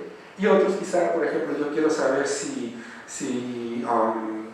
ciertos pacientes responden a un medicamento y yo sé que ya tuvieron, por el tamaño de muestra o por el tipo de enfermedad, son muy tardadas, entonces tengo que ocupar a pacientes que ya tuvieron el desenlace, que estuvieron en el expediente, o pacientes que están ahorita en tratamiento conmigo, que a otros que apenas van a llegar.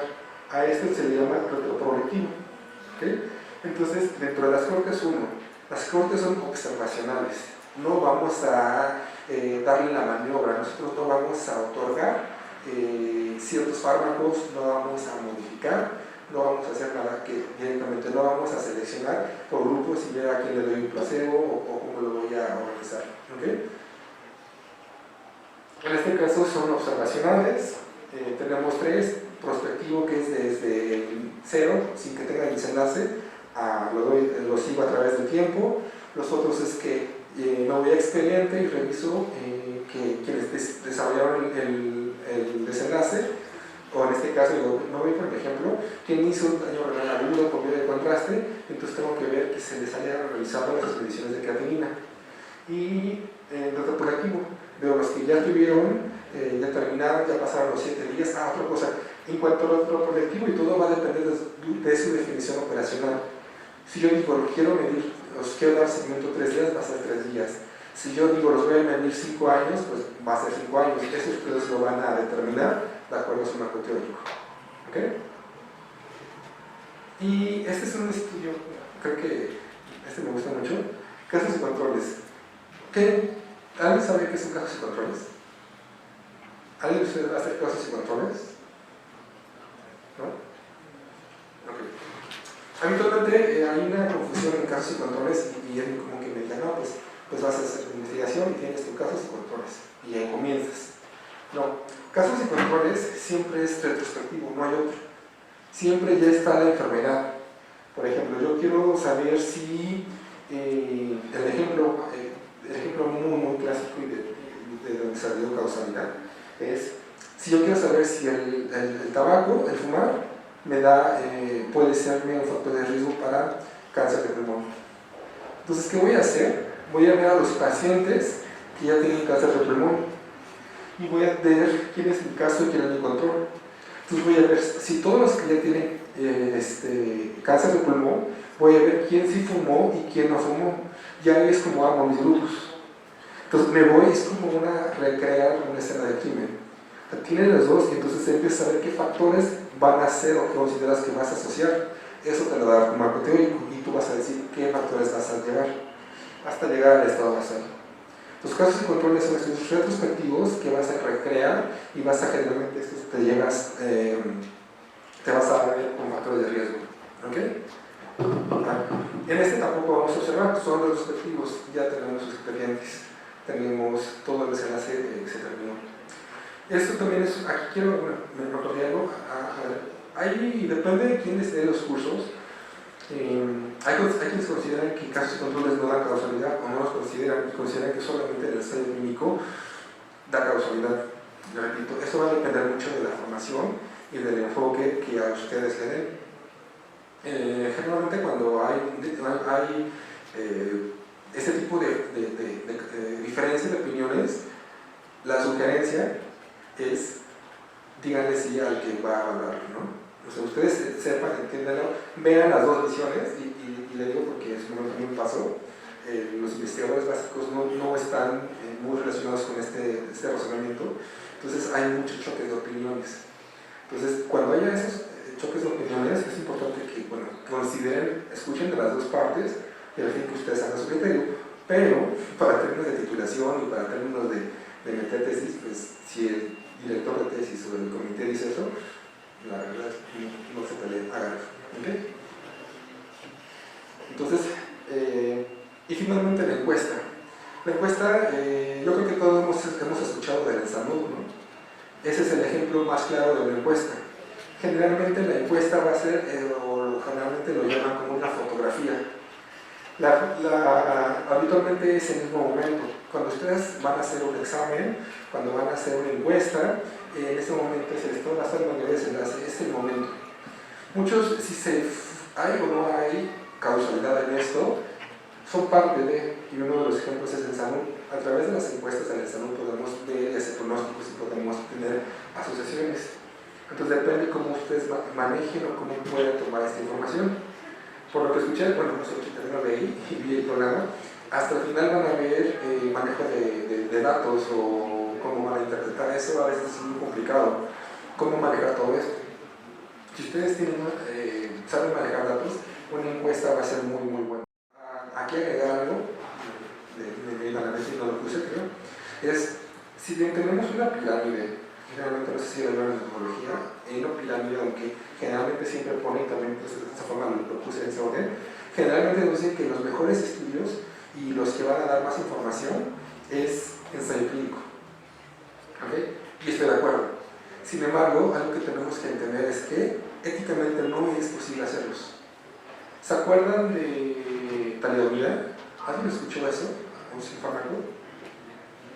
Ok, talidomida es un medicamento que se dio para náuseas en pacientes embarazadas que se estaba asociando con malformaciones. Entonces, si cuando ustedes tienen estos posibles o esos daños en el paciente, entonces no hay otra que hacer retrospectivos.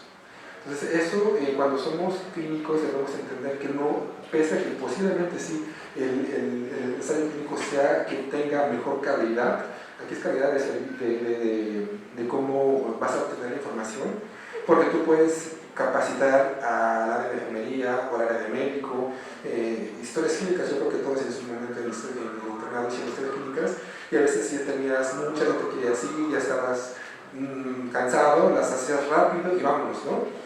Entonces la información que tienes ahí no va a ser completamente buena, a diferencia de si tú vas a hacer un prospectivo, tú vas a seleccionar, tú vas a interrogar y te vas a cerciorar de que esa información sea completamente adecuada. Entonces esto sí, efectivamente el estudio clínico tiene mejor información, pero éticamente no es posible siempre. Muchas veces no hay estudios más que unos retrospectivos. Muchos estudios pueden ser casos y controles. Por ejemplo, dentro de eso, los más importantes que pueden considerarse es el síndrome de Torch. O sea, cómo se dieron cuenta o cómo asociaron la varicela con esto, casos y controles. Y hoy sabemos, y no tenemos que poner a infectar a una, o sea, un ensayo clínico sería infectar a una embarazada para ver qué pasa. O sea, eso no es ético, o sea, no nos permitiría, tenemos problemas. Entonces, en este caso es casos y controles. ¿Ok? ¿Hasta aquí dudas? Bueno, otra característica del diseño arquitectónico, y con afán de tener una mejor divulgación en la medicina, en la investigación clínica, existen principios. ¿Ya han escuchado esto? Stroop, Prisma. Ok, estos son principios internacionales en la investigación clínica. Tenemos que, de acuerdo, si yo quiero hacer una revisión sistémica y un metaanálisis, está el principio de Prisma o la declaración de Prisma. Si quiero hacer estudios observacionales, está Stroop. ¿Recuerdan qué es observacional? Casos y controles, cortes, encuestas. ¿Okay? Esto, Consort, son ensayos clínicos. También tenemos otro que se llama STAR, que se llama, bueno, STAR es para pruebas diagnósticas. También, si vas a hacer pruebas diagnósticas, checa cuáles son los principios y se aplica básicamente si tú haces tu diseño arquitectónico, cuando quieras publicar, aquí te va diciendo. Quien quiera publicar, revise esto y ahí le va diciendo, 1, título que debes tener, 2, introducción que debes tener, material y métodos que debes tener, te van explicando qué debes tener y ustedes, es bueno que lo sepan para cuando lean, también sepan qué tomar y qué no tomar en cuenta, ¿no?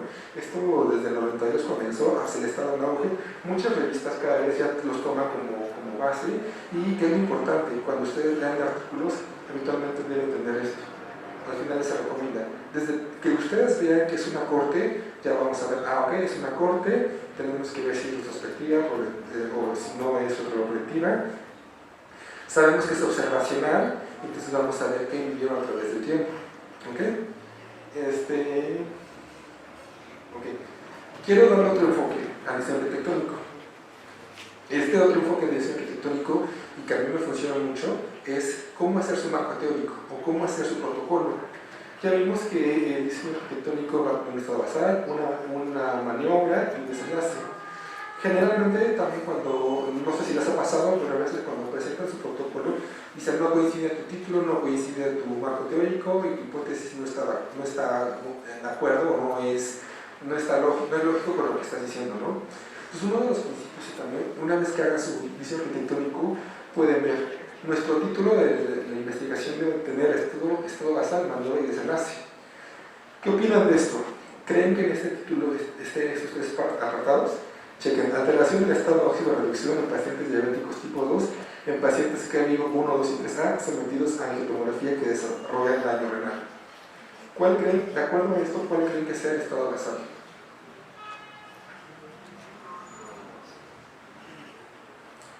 Pacientes diabéticos tipo 2 en estadios CARI 1, 2 y 3A.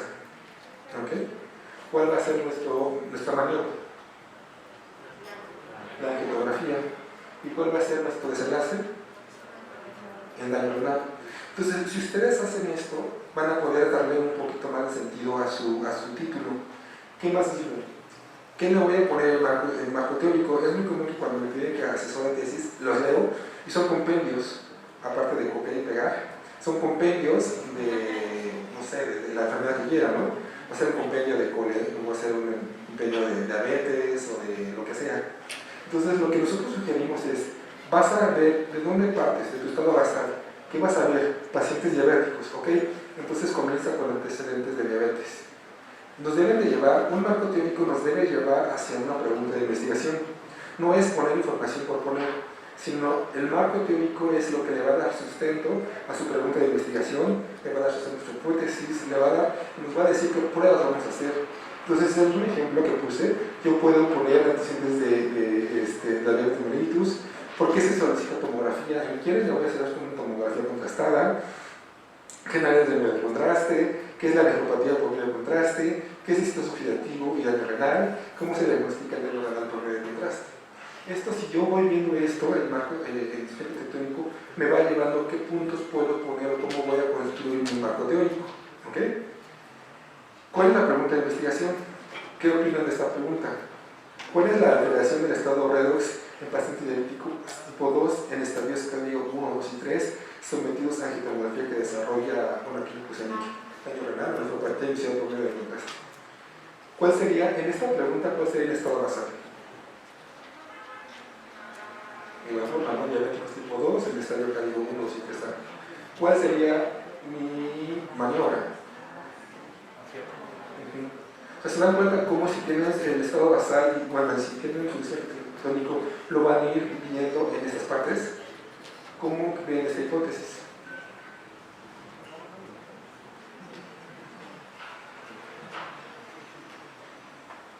La hipótesis que puse: existe un desequilibrio en el estado redox posterior a la lesión de angiotomografía en pacientes diabéticos tipo 2 en estadios cardíaco 1, 2 y 3A. Si se dan cuenta, sigo manteniendo mi estado basal manera de desenlace. Ese es un tip o una recomendación que le hacemos para que no se vayan. A veces están pensando, ¿qué le pongo? ¿Cómo lo hago? ¿Qué digo? Entonces, si nosotros identificamos las tres partes, estado basal, manera de desenlace, podemos ir construyendo nuestro protocolo y se nos va a hacer un poquito más fácil. Y aún más que fácil, va a tener coherencia. O sea, es muy común, digo, que tu hipótesis o tus objetivos no estén tan de acuerdo a lo que pusiste en tu marco teórico, o más adelante cuando veamos también muestra cómo ahí vamos a, o cómo voy a tener que tener esa información en el marco teórico, y al final, con todo lo que escribimos, usted debe quedar claro por qué quieren hacer ese trabajo. ¿Ok? Pues bueno, de mi parte es todo. Yo sé que es mucha información, pero bueno, aquí está mi correo. Si alguno tiene dudas, quizá los pueda apoyar. Si es necesario conocer al doctor Daniel, irlo por partes. Yo creo que hasta que otra vez vuelvan a hacer realizar su protocolo, van a surgir dudas. Con gusto podemos asesorarlos si es necesario enfocarnos en una área, orientarlos en ver esas maniobras periféricas, en ver qué se puede hacer. Con gusto lo podemos hacer. No sé, bueno, antes de terminar, ¿alguna duda que tengan, comentarios? ¿No? Pues bueno, nada más como forma de resumen, recuerden, dos estudios, causalidad y proceso. Todos ustedes van a caer en alguno de estos. Si quiero causalidad, tenemos